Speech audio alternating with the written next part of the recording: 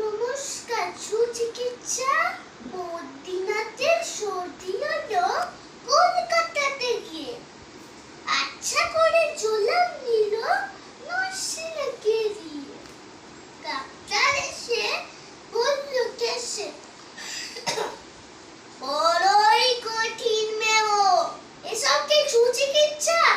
আরে আরে রামো, আমার হাতে পড়লে পরে এক্সরে করে দেখি রোগটা কেমন, কঠিন কিনা, আসল কিংবা মেকি।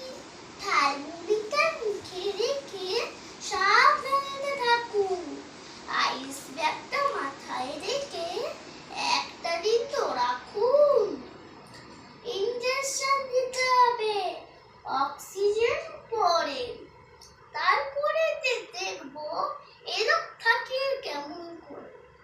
পল্লীগ্রামের বদ্রীনাথ অবাক হলো বাড়ি, সর্দি হলে